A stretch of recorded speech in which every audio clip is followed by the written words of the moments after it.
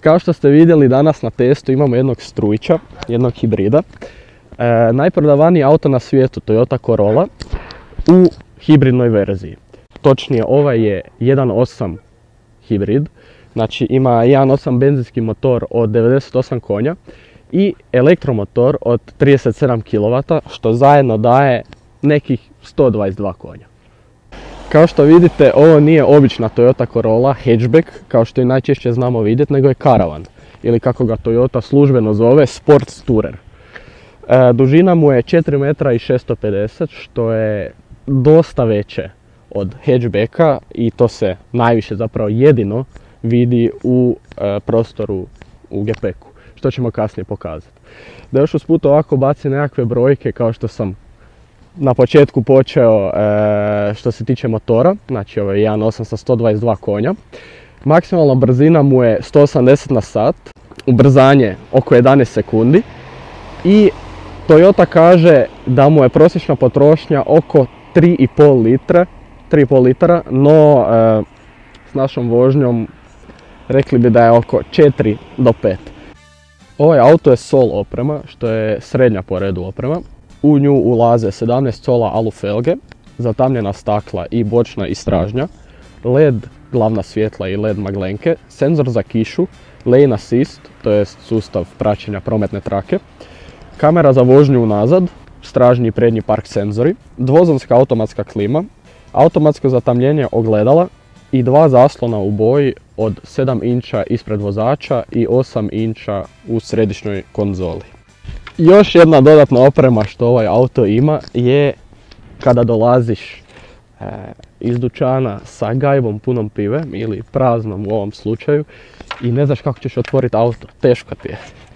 Ako imaš ključ kod sebe, prođeš s nogom i odmakneš se. Gepek se otvori, staviš svoju gajbu unutra ili u ovom slučaju, pošto je karavan jedno 5-6, želiš otići, ne želiš ući u auto da ga ne moraš još posebno zaključavati. Em što tu imaš gumb da se sam zatvori električki, možeš ga i odmah zaključati i onda nemaš brige, auto sve odradi za tebe.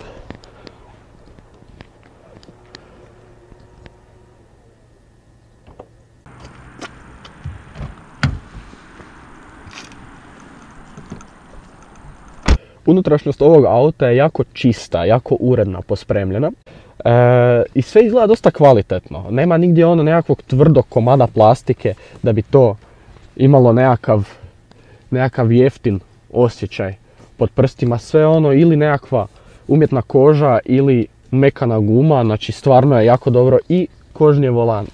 To je jedan od rijetkih auti koji u bilo kojoj opremi ima kožni multifunkcionalni volan. Kada ga upalimo, moramo pričekati da on svoje magije odradi. Dvozonska automatska klima, kao što sam rekao, komande na volanu. Ima automatske senzore za svjetla, za kišu. Aha, dobro. Glavna stvar kod SOL opreme je to što ima dva ekrana, kao što sam to već prije spomenuo. Ispred vozača imamo digitalni od 7 inča i ovaj tu je veliki multimedijski od 8 inča. Naravno ima par analognih kazaljki, to mi se jako sviđa što nije ono samo ekran, nego je to Toyota stvarno dosta dobro napravila. Ako pogledamo ovaj središnji dio ovdje tu, vidimo da imamo automatski mjenjač, to jest e-CVT, ali što je zapravo najbitnije što želim pokazati, ima drive modove. Tu ima eto mali gumbić koji na vozačevom displeju određuje načine vožnje od eko za najveću uštedu goriva i struje do normalne i sportske vožnje. I također imamo gumb za potpuno električni mod rada. Kada prebacimo u rikverc, imamo stražnju parking kameru. Što se tiče prostora i pretinaca za odlaganje stvari, imamo iznenađujuće puno mjesta. Evo, tu je boca od pola litre. U sredini imamo dva ova utora za bocu. U vozačkim i suvozačkim vratima imamo isto 2 velika utora za bocu, što je za prednji dio dovoljno. I još što mi se jako sviđa kod ovog auta, što nema puno auti, poseban pretinac za odlaganje mobitela, da se ne moraš mučiti di ga stavit, pa na sic, pa lupa, pa ovo, pa ono, nego baš ima određeno di se može odložiti.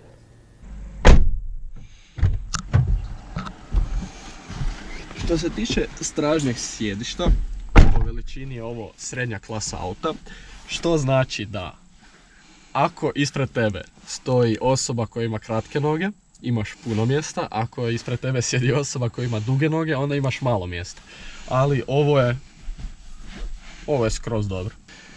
Iza naravno ima mjesta za 3 osobe, srednja osoba će se malo stiskat, ali to je manje više u svakom autu tako. Što se tiče prostora i pretinaca, imamo tu jedan mali nekakav pretinac za bocu vode i sa lijeve i sa desne strane, i u sredini naslon za ruku koji možemo staviti i još 2 boce vode ako smo stvarno jako žedni.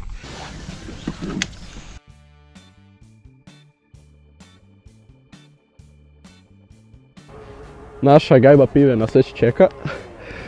Znači, ako imamo podignuta sjedala, volumen je 596 litara, što je iznenađujuće puno. A kada spustimo sjedala, što možemo sa ovom ručkicom napraviti bez da idemo naprijed.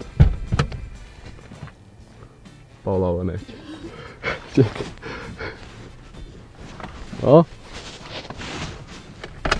Aha, ovo je malo za šteku. Dobro, znači, kada se spuste sjedla imamo skroz ravnu podlogu i dobijamo 1606 litara, što je jako puno.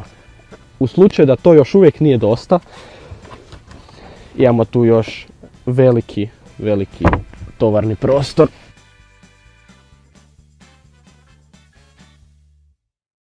Mislim kako sam skužio, on je do sad vozio na struju i samo je upalio elektromotor u jednom. Ovaj znači, benzinski motor u jednom trenutku. Da, sad kad ubrzavaš, upali motor i onda bi kao treba pustiti i onda sam lagano držiš gas i onda on sam na bateriji sad.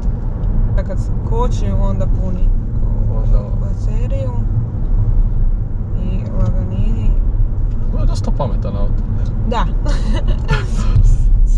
Jako je tih. Ne znam kako se to čuje na kameri, ali ovdje je baš ono spavanac. Evo, sad trenutno dok motor ne radi ništa i onda malo... Daš gas i onda... Gas kad se upali motor i sam se čuje sad i opet. Ali to što se tih ne valja jer ovi ljudi koji hodaju po cesti, recimo bezglavo, oni ne čuju auto kad dolazi. Tako da moraš biti oprezan jer misliš da ljudi čuju da dolaziš, ali ćeš izgaziti. Da, i kako kažeš, zapravo on u gradu i tako troši najmanje, jer onda najviše troši baterija. Tipa kad odeš na autoput, onda pocucla fino goriva jer troši samo benzinac. Da, ovo kad na autoputu zna doći skoro i do 7. Da, to fakat nije malo. Onda ono treba, a zato je ovo gradski auto zapravo.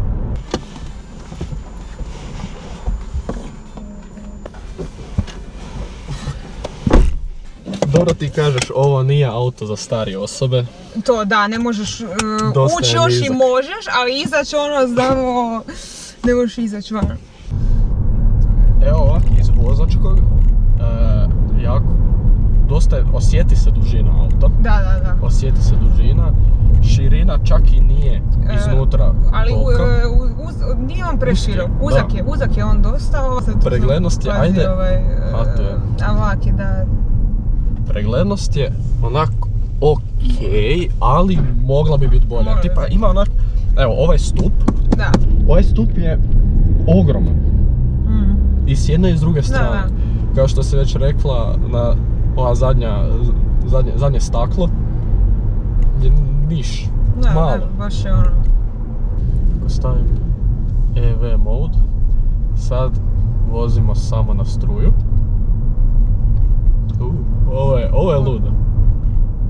Ne znam, nismo to nikako... A čekaj, šta kad ti se isprazni baterija? Mislim, on mora upaliti u nekom trenutku. Da, upali se vjerojatno u nekom trenutku. Imaš Eco mode, Normal mode i Sport mode. Znači u Eco modu on tebi pokušava što više elektromotor uključivati da ti imaš što manju potrošnju u normalnom načinu rada, on tebi daje da ti možeš stisnuti. Da, lijevo. Lijevo ili desno? Lijevo. Da ti možeš stisnuti kada ti treba, ali da ti opet baci elektromotor tu i tamo, a u sport modu on tebi da najviše. On sam ideš. Sad stisnem. Razlika. Evo, samo sam malo tako papučicu gasa. Iznenađen se. Stvarno sam iznenađen s autom.